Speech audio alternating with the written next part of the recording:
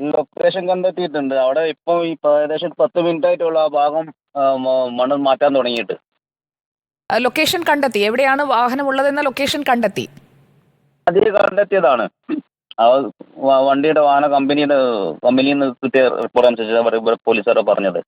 ആ, ഇപ്പോൾ അവിടെയാണോ മണ്ണ് ഓക്കെ. നീക്കുന്നത്? അവിടെ മണ്ണ് നീക്കാൻ തുടങ്ങിയിട്ട് ഒരു 10 മിനിറ്റ് ആയിട്ടുള്ളൂ.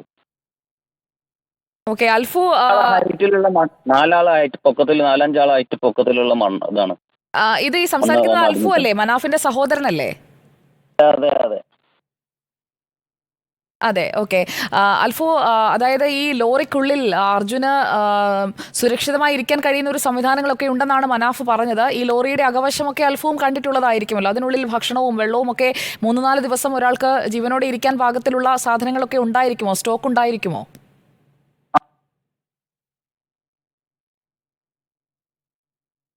അൽഫു, കേൾക്കാമോ? കുഴപ്പമുണ്ട്. അൽഫു, വ്യക്തമായില്ല, ഒന്നുകൂടി പറയുമോ? അവിടെ ഇപ്പോൾ കാറ്റും മഴയും ഒക്കെ ഉള്ളത് കൊണ്ട് ചില സാങ്കേതിക പ്രശ്നങ്ങൾ ഉണ്ടെന്ന് തോന്നുന്നു, ഒന്നുകൂടി പറയുമോ? വാഹനത്തിനകത്ത് നമ്മൾ ലോങ് ട്രിപ്പ് പോകുമ്പോൾ 4 ദിവസത്തേക്കുള്ള ഭക്ഷണമൊക്കെ ഉണ്ടാവും. പാകം ചെയ്യാൻ കഴിയില്ല എന്ന് മാത്രമേ ഉള്ളൂ.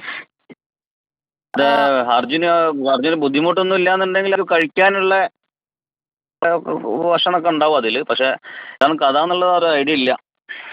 4 ദിവസമായിട്ട് മണ്ണ് മൂടിപ്പോയതാണല്ലോ. ഇപ്പോൾ ഈ അപകടം ഉണ്ടായ സ്ഥലത്ത്, ഈ വാഹനമുള്ള സ്ഥലത്തേക്ക് മണ്ണ് മാറ്റി എത്താനായി എത്ര സമയം എടുക്കുമെന്ന് എങ്ങനെ എന്തെങ്കിലും വിവരങ്ങൾ ഈ രക്ഷാപ്രവർത്തകർ നൽകുന്നുണ്ടോ? JCB ഉപയോഗിച്ച് ഇപ്പോൾ മണ്ണ് കോരി മാറ്റുകയല്ലേ? അവർ നൽകുന്ന വിവരം എന്താണെന്ന് വെച്ചാൽ ഇന്നിപ്പോൾ കണ്ടെത്തിയിട്ട് നമ്മൾ പോവുള്ളൂ എന്നാണ് ലാസ്റ്റ് പറഞ്ഞത്. നമ്മളും ആ ഒരു നല്ല വാർത്തയ്ക്കായിട്ടാണ് കാത്തിരിക്കുന്നത്. കാരണം അർജുനെ നമുക്ക് അവിടെ നിന്ന് ജീവനോടെ രക്ഷിക്കണം. മണ്ണിടിച്ചിലുണ്ടായ സ്ഥലത്ത് തന്നെയാണ് GPS ലൊക്കേഷൻ എന്നുള്ളത് നമുക്ക് മനസ്സിലായി. മെറ്റൽ ഡിറ്റക്ടർ ഉപയോഗിച്ച് ഇനി ലോറി എവിടെയാണ് കൃത്യമായി കിടക്കുന്നത് എന്നത് മാത്രം അറിഞ്ഞാൽ മതി. ഇപ്പം തുടങ്ങിയിട്ടുള്ളൂ. ഒരു 10-15 മിനിറ്റ് ആയിട്ടേ തുടങ്ങിയിട്ടുള്ളൂ. 10-15 മിനിറ്റായി മെറ്റൽ ഡിറ്റക്ടർ ഉപയോഗിച്ച് പരിശോധിക്കുകയാണ്. അത് കഴിഞ്ഞിട്ട് രണ്ടാമത് മണ്ണ് മാന്തി ഇതുകൊണ്ട് JCB കൊണ്ട് മാന്താൻ തുടങ്ങിയിട്ട് 10 മിനിറ്റ് ആയിട്ടുള്ളൂ. ഓക്കെ, കൂടുതൽ വിവരങ്ങൾക്കായി വീണ്ടും എത്താം. അൽഫു ആണ് നമ്മളോട് സംസാരിച്ചത്. ലോറി ഉടമ മനാഫിന്റെ സഹോദരനാണ്. മറ്റ് സാധനങ്ങൾ, അതായത് പാചകം ചെയ്ത് കഴിക്കുന്നതല്ല, അല്ലാത്ത സാധനങ്ങളൊക്കെ വണ്ടിയിൽ സ്റ്റോക്ക് ഉണ്ടാകേണ്ടതാണ്.